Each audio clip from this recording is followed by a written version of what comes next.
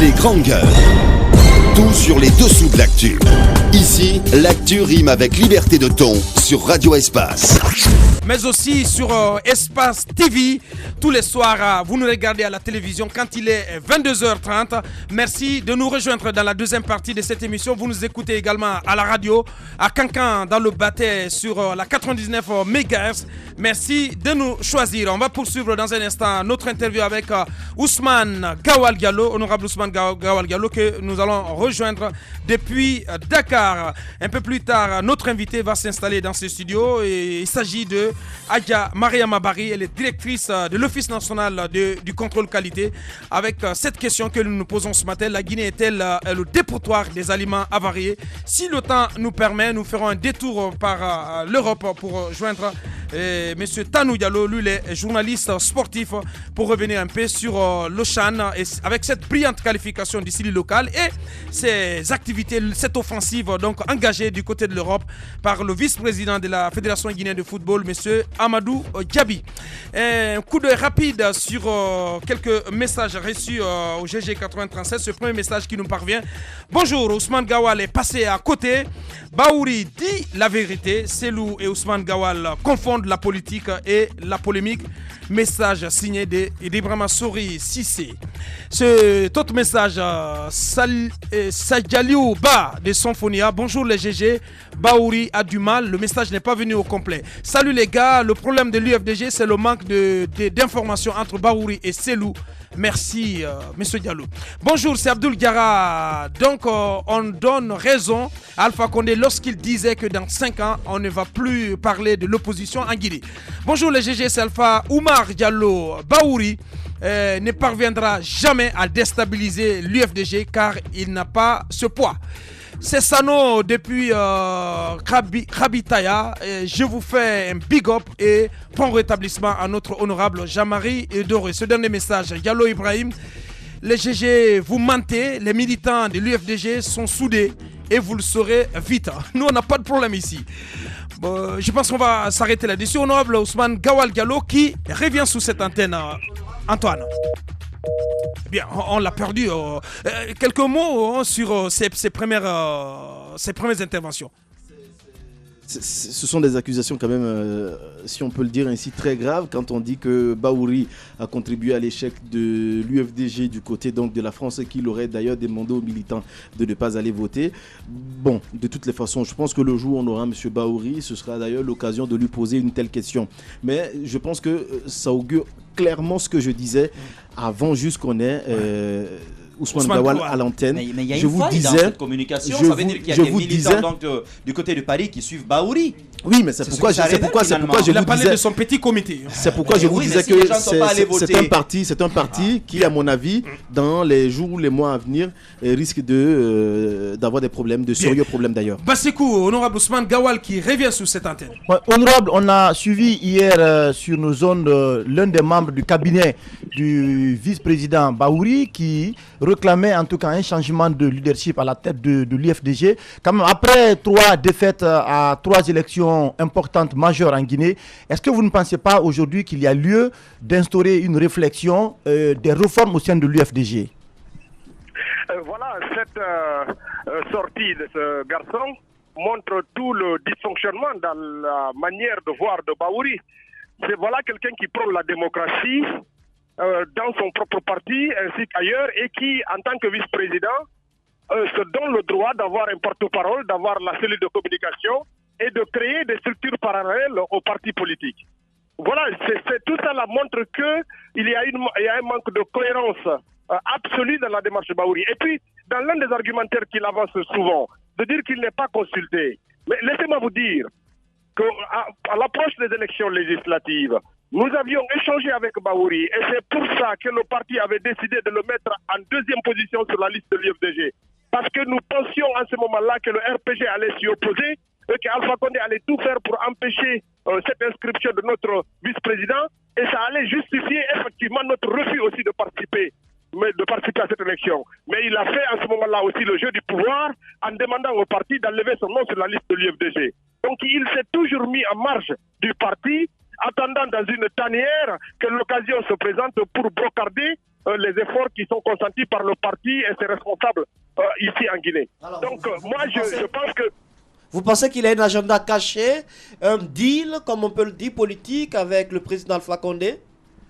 En tout cas, aujourd'hui, sa démarche est très proche aujourd'hui de la propagande du gouvernement, celle qui consiste à brocarder le Dalin, à brocarder l'UFDG et son institution pour mettre en mal le fonctionnement du parti. Et je l'ai même entendu dire, excusez-moi du peu, qu'il était en phase avec les jeunes de l'Axe, etc.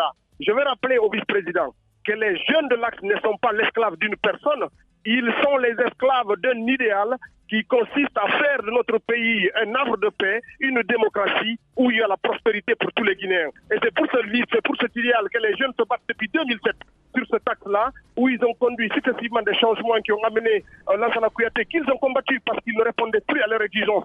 Ils ont applaudi Dadis, mais ils l'ont combattu parce qu'il a dévié. Aujourd'hui, ils applaudissent l'UFDG, mais c'est avec l'espoir que l'UFDG va incarner ce changement tant attendu pour notre pays. Oui. Donc qu'ils se détrompent, ils ne vont pas obéir au doigt à l'œil pour quelqu'un qui est très autocentré dans son raisonnement et imbu de sa personnalité et qui veut, en lieu et place de l'UFDG et de ses structures, agir et faire et dicter sa volonté. Ça ne marchera pas. Honorable Ousmane Gawal Diallo, en direct depuis Dakar. Allez-y, Antoine. Honorable, à vous entendre, on se rend compte qu'il y a une crise qui ne dit pas son nom au sein de votre parti, mais à quoi vous attendiez-vous lorsque Bahouri lui-même dit qu'il a été victime de diffamation de la part des cadres du parti, lorsqu'on a déclaré qu'il a reçu 200 000 € de la part du chef de l'État, qu'il devait être nommé ministre, il ne l'a pas été, et même à la veille de son arrivée à Conakry, on disait de boycotter son retour au pays. Est-ce que pour vous, Bahouri, la réaction qu'il a eue au siège, on ne devait pas s'y attendre? Non, moi je voulais simplement que Bahouri fasse sienne la célèbre déclaration de Jean-Pierre Chevènement de 1983. C'est-à-dire?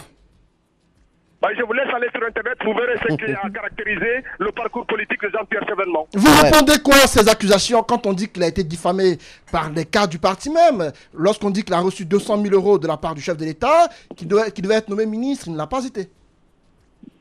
Pourquoi pas? Ils peuvent bien momentanément changer de stratégie. Vous l'avez entendu sur le Lynx hier, quand on l'a demandé son calendrier, il a dit que l'urgent pour lui, c'était d'attendre le retour d'Alpha Condé de Davos pour aller le remercier de lui avoir gracié. Et puis c'est tout. Il n'a évoqué aucun calendrier pour venir dans les structures du parti. Et laissez-moi vous dire, leur démarche c'est quoi aujourd'hui? C'est de faire en sorte que Bahouri vienne, par exemple, au bureau exécutif de vendredi prochain, avec ses gardes du corps et ses perturbateurs, s'aimer la confusion pour amener la justice à suspendre les activités de l'UFDG et créer une fausse tension entre les acteurs de l'UFDG pour que l'État éventuellement puisse justifier les assassinats ciblés de certaines personnalités de l'opposition. Et on sait que cette démarche aujourd'hui, il est directement ou indirectement associé à cela. Peut-être que c'est inconsciemment qu'il le fait, mais je le dis, maintenir cette action arbitraire à l'intérieur de notre parti ne peut servir que la cause d'Alpha Condé. Et ce que Alpha n'a pas pu faire en 5 ans avec tous les moyens de l'État, mettre à genoux l'UFDG, ce n'est pas Bahouri aussi isolé qu'aujourd'hui qui arrivera à cette fin-là. Ça ne marchera pas. Aujourd'hui, nous pensons qu'avec son comportement, avec ses structures parallèles, avec les déclarations incendiaires qu'il fait, il devait être conséquent jusqu'au bout, c'est lui d'aller tranquillement sous les climatiseurs de Sékou-Touré. Bien. Dernière question. Toute dernière question, Ousmane Gawal, il y a deux forces là qui ne conjuguent plus le même verbe, qui ont du mal donc à cohabiter au sein d'un même parti politique. Est-ce que cela peut continuer? Au sein de l'UFDG, le président a-t-il des marges de manœuvre pour mettre dehors son premier vice-président? Que va-t-il se passer, ou bien on va continuer d'assister à ce genre d'attaque? Est-ce qu'il va être exclu à terme? Disons, c'est pas celle Dalen ne peut pas exclure Bahouri, c'est l'UFDG qui peut exclure Bahouri. Ce sont les militants, sympathisants et responsables du parti qui peuvent exclure n'importe qui d'entre nous. Ce n'est pas la possibilité qui est donnée à un président ou à n'importe qui de responsable du parti. Donc si Bahouri doit être exclu, c'est ceux-là même qui ont fait de lui vice-président, le congrès du parti, les instances du parti qui va en prendre cette décision. Mais je dis encore une fois, il peut nous faire l'économie de cette fausse crise en assumant qu'aujourd'hui, il n'est plus en situation de convaincre la grande majorité de l'UFDG pour adhérer à sa manière de voir, à sa manière de faire la politique. Ouais. Il doit constater qu'il est en déphasage absolu avec les démarches du parti, avec les instances du parti à tous les niveaux, et l'audace devrait le pousser à tirer la conséquence, à se retirer de l'UFDG aussi simplement que possible. Bien. Moi, je pense que c'est ce qui devrait faire sa grandeur au lieu de nous entraîner dans ces échanges stériles et puis nous faire perdre du temps. Et c'est pour ça que j'ai demandé, moi, à l'UFDG de très rapidement évacuer ce problème pour qu'on se tourne pour ce qui est essentiel pour nous, faire en sorte que les Guinéens puissent continuer à voir à l'UFDG l'alternative la plus crédible pour ramener la paix, la prospérité et la démocratie à lieu et place du RPG Arc-en-Ciel qui nous impose une dictature depuis 5 ans. Honorable Ousmane Gawal Gallo, député de l'UFDG, donc à l'Assemblée nationale. Merci, honorable, d'avoir été donc dans cette émission, d'avoir répondu à nos questions depuis Dakar. Politiciens véreux, fonctionnaires corrompus, promoteurs immobiliers voyous, justice passive.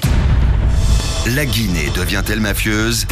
Les grandes gueules d'Adafo Média ne lavent pas plus blanc, mais vous permettent de défendre votre pays en vous informant. Avec les grandes gueules d'Adafo Média, dénoncez les turpitudes, nous garantissons le secret des sources. Envoyez vos documents à espacefmguinée.info, rubrique Contact. Les grandes gueules d'Adafo Média, ou le socle de la liberté d'expression en Guinée. Vous la voyez à l'écran, elle s'est installée dans ce studio, Adja Mariama Bari.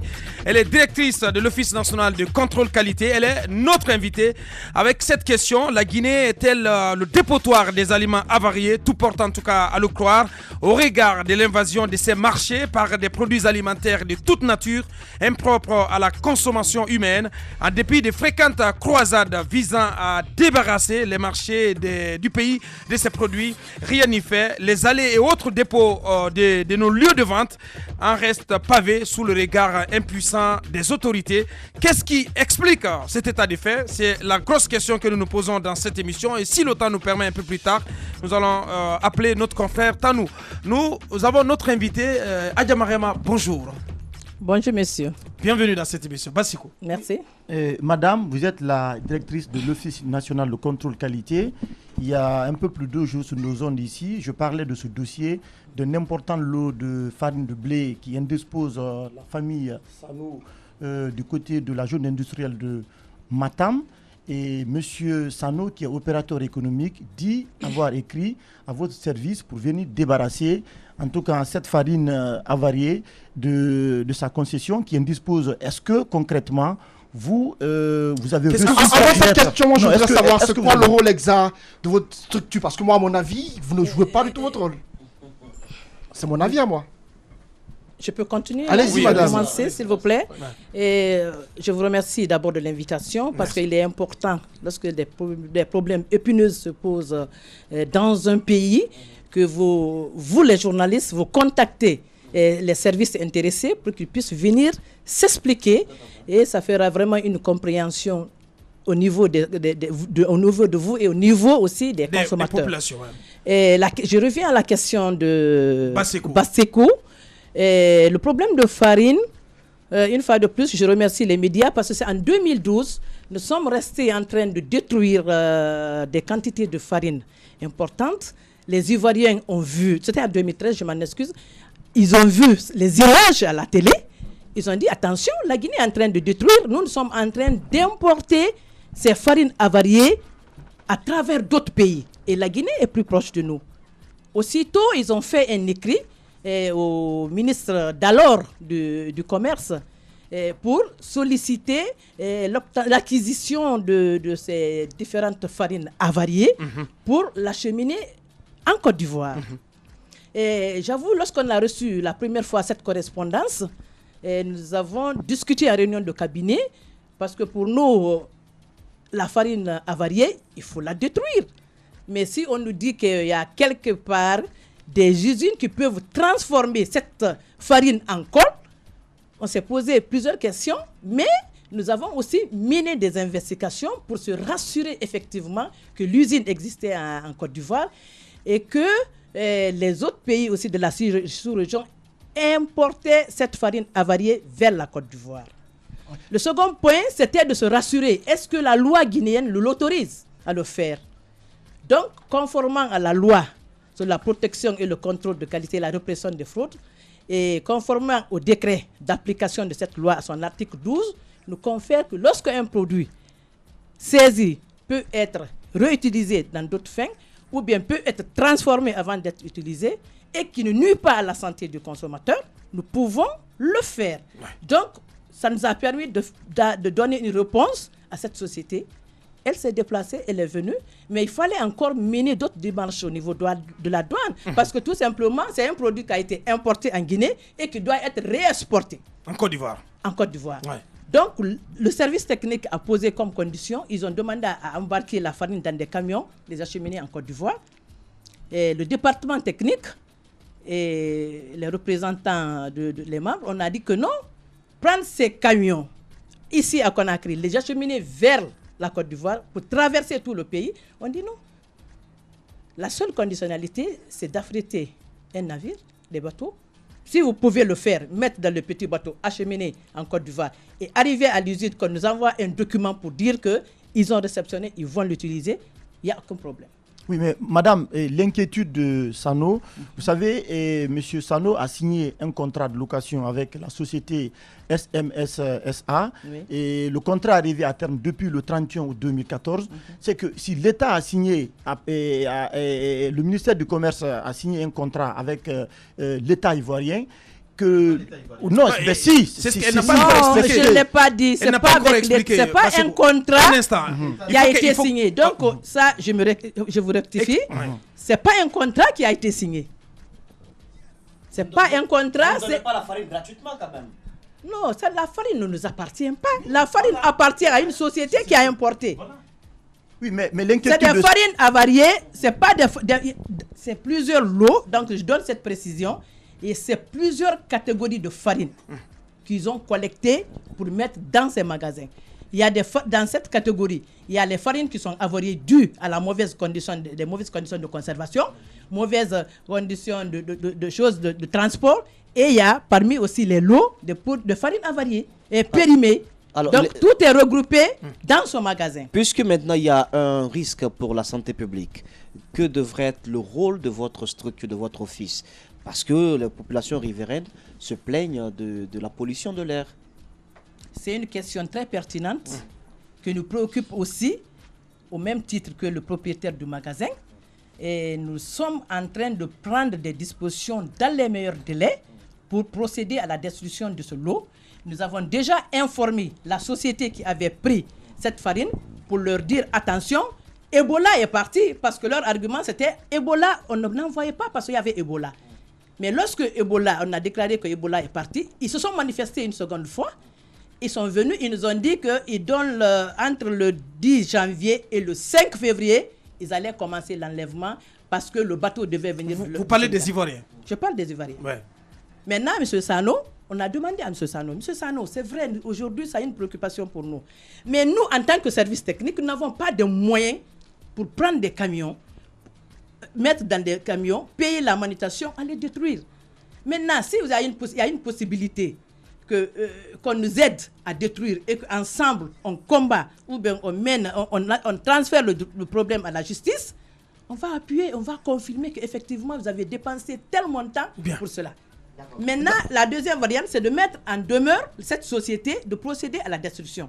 Et je pense que ce sera la dernière variante. On va les inviter à venir en Guinée pour qu'on puisse prendre des dispositions pour procéder à la destruction. On vous a d'ailleurs vu incinérer assez de produits en Guinée, mais j'ai posé une question à l'entente de vos propos, c'est de savoir le rôle exact de votre structure dans ce pays, parce que à longueur de journée, on voit des produits périmés dans Conakry, on ne sait pas comment est-ce que ça rentre. Dans toute la Guinée, on voit des eaux qui sont fabriquées de par tout le monde. Chacun a son eau en Guinée, son eau minérale. Dites-nous comment est-ce que vous contrôlez tout cela. C'est quoi le rôle exact de l'Office guinéen de contrôle de qualité?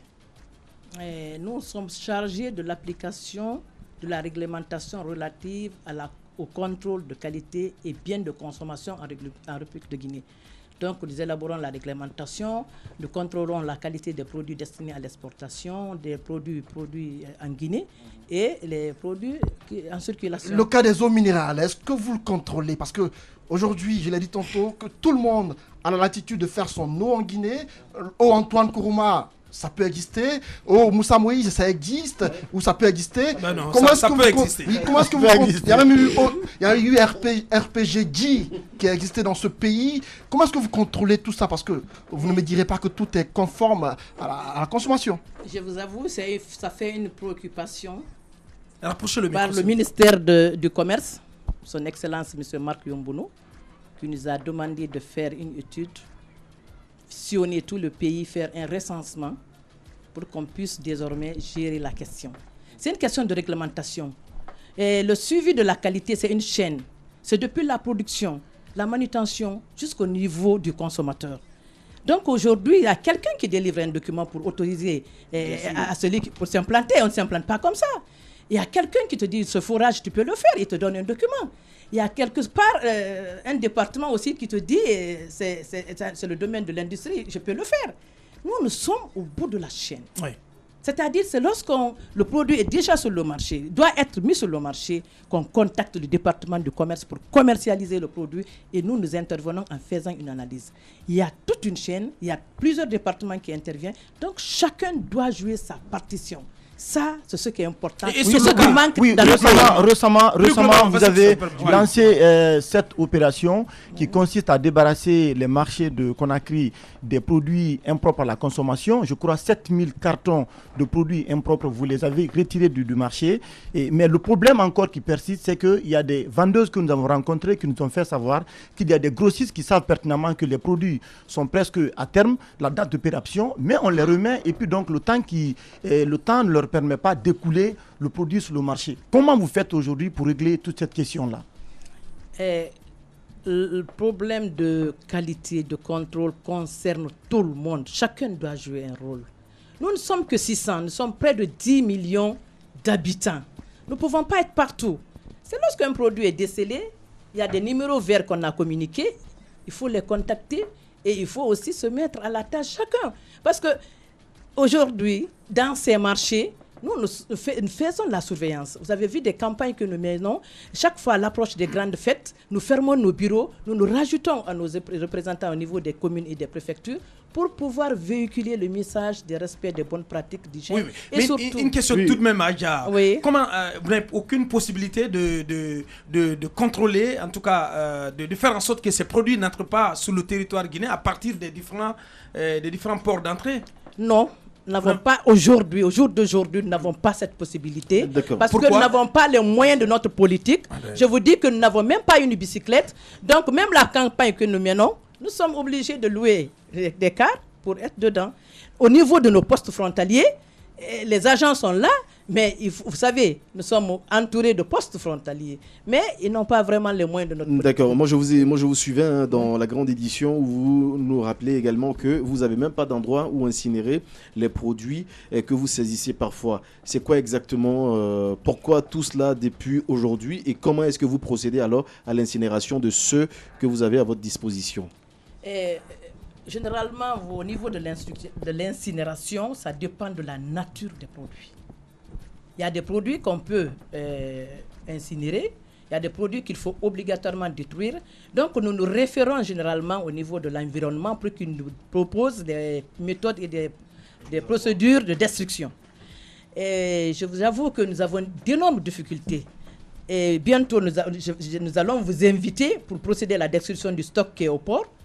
Et ce sera vraiment une grande fête à Conakry parce que les gens, dès qu'on prend un produit périmé dans un magasin, il y a plus de 10, 20, 30 véhicules et des personnes qui nous accompagnent jusqu'au lieu de destruction. Et nous trouvons là-bas des centaines de personnes qui nous attendent. Très bien. Alors, pour récupérer. Madame, donc, c'est pas incinéré s'il y a des personnes pour récupérer. C'est pourquoi le circuit reprend. Non, le circuit ne reprend pas. Oui. Des fois, j'avoue que. Le circuit reprend parce qu'au niveau de la grande décharge de la minière, on a vu le cas de ces poulets qui étaient complètement avariés. Plus là-bas. Il fallait juste qu'on jette les poulets et les jeunes ont repris ces poulets, les conditionnés. Ce jour, tout le quartier a mangé du poulet. Nous ne partons plus là-bas, mais vraiment, il nous faut des dispositions, des dispositifs qui vont nous aider. Oui, mais pour terminer, est-ce que vous n'avez pas besoin de l'apport aujourd'hui des services de sécurité pour passer à la phase de répression?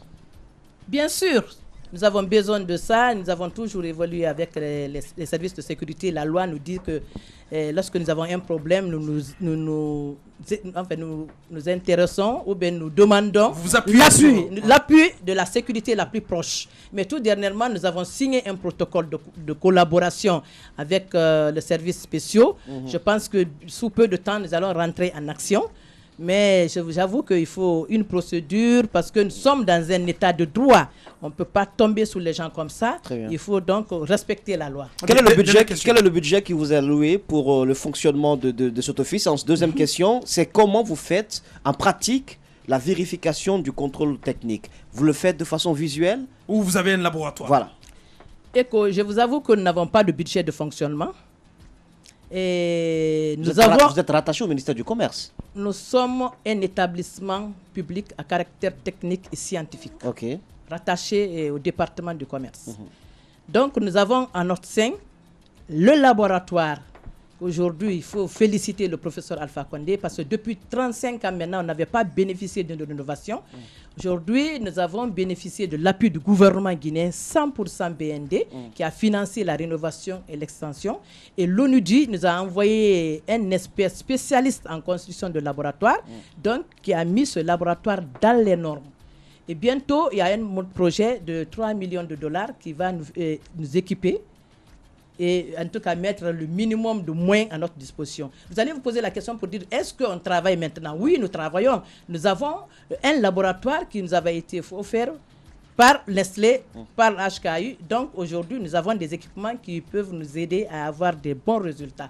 Et nous sommes aussi autorisés à faire recours à d'autres laboratoires de la sous-région ou bien à l'extérieur du pays pour nous aider à confirmer les résultats que nous menons à Conakry.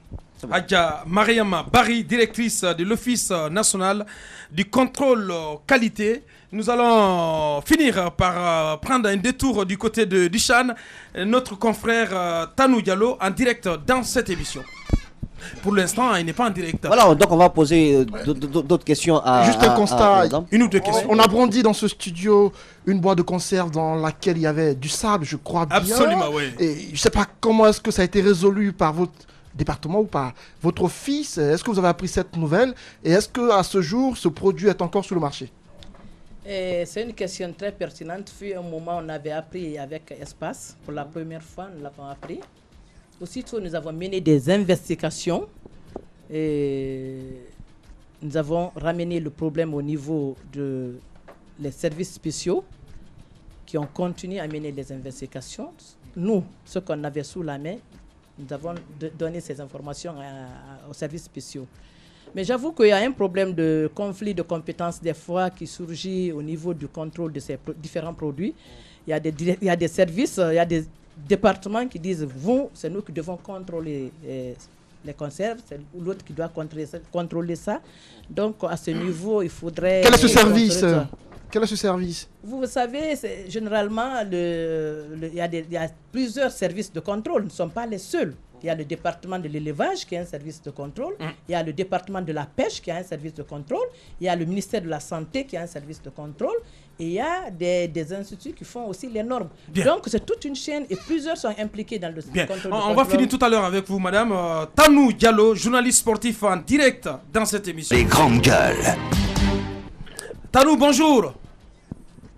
Bonjour Abokar, bonjour à tous les auditeurs d'Espace FM. Bienvenue dans cette émission. Un mot forcément sur cette qualif du style local pour commencer. Bon, pour moi ça a été un grand exploit de la part du Sili national local. On n'attendait pas le Sili national local à se qualifier devant la Tunisie et le Nigeria. Finalement, c'est la Guinée qui passe devant le Nigeria. C'est un grand exploit. On félicite l'entraîneur, le staff et tous les joueurs.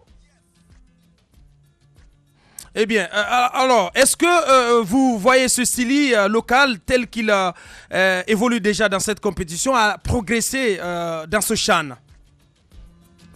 Bon, écoutez, moi, je pense qu'il y a un coup à jouer parce que notre prochain adversaire sera la Zambie ou le Mali, même si je vais préférer la Zambie au Mali. Comme vous le savez, les équipes voisines ne nous réussissent pas du tout.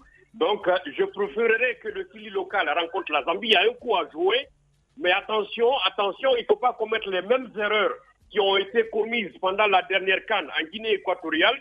Quand on s'est qualifié pour les quarts de finale, on a perdu toute une journée en train de fêter notre qualification pour les quarts de finale. Au même moment, le Ghana, qui était notre adversaire, était en train de préparer son match.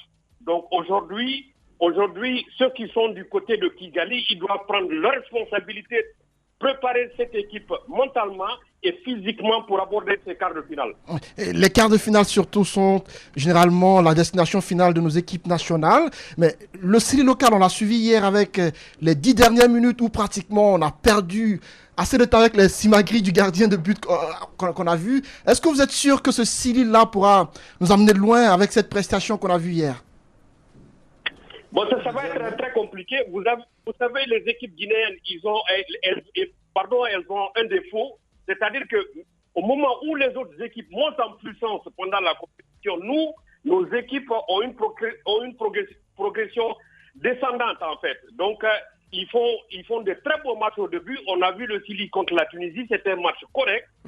Mais après, on a revu le Sili contre le Niger, c'était pas ça. Et puis hier encore, on était dominé, même si maintenant le facteur chance était avec nous. Donc le foot, tu as besoin de ça parfois. Bien, on est bousculé par le temps. Tanou, un petit mot sur le vice-président de la Fédération guinéenne de football qui est en Europe, qui mène une offensive. Je parle d'Amadou Diaby. Qu'est-ce qu'on peut retenir de cette offensive? Bon, écoutez, le vice-président de la Fédération guinéenne de football, il a été reçu hier en Belgique, non seulement par le directeur sportif de l'Union belge de football, c'est-à-dire la Fédération belge de football. En plus, il a été reçu par le manager général du club d'Anderlecht, où évoluent nos deux internationaux, à savoir Idrissa Silla et Conté Ibrahima. Donc, il a eu de très bons entretiens avec ces deux personnalités du football belge. Et il y a des projets, ceux-ci sont tout de suite prêts à venir en Guinée pour aider notre football à se développer. Comme vous le savez, notre football, on a besoin de formation, ça manque beaucoup à ce niveau. Et ceux-ci s'engagent à venir chez nous pour nous aider à développer notre football. Dans le cadre de la formation, ils s'engagent à faire venir des entraîneurs locaux guinéens en Belgique pour que ceux-ci suivent des formations et que ceux-ci, à leur retour, rentrent en Guinée pour essayer de former nos jeunes joueurs. Bien. Donc je pense que c'est un projet qu'il faudra soutenir. Merci. Merci, cher confrère Tanou Diallo, journaliste sportif, donc vivant en Europe. Peut-être votre dernier message, madame, avant de clore. C'est juste lancer un appel à tous les consommateurs guinéens d'être vigilants et de demander à toutes les administrations de respecter les règles de l'administration. Bien. C'était donc notre invitée, Adja Mariama Bari, elle est directrice de l'Office guinéen de contrôle qualité. Merci à elle en tout cas d'être venue dans ce studio-là pour parler, pour débattre de ces questions liées à l'alimentation. Merci à toute l'équipe de cadrage, merci à Mamoudou Kondé qui était à la réalisation du côté de la télé, merci à Mohamed Diaby, El Maestro, qui a géré les sons. Les GG reviennent dès demain jeudi pour 2h30 d'émission. Au revoir, portez-vous bien.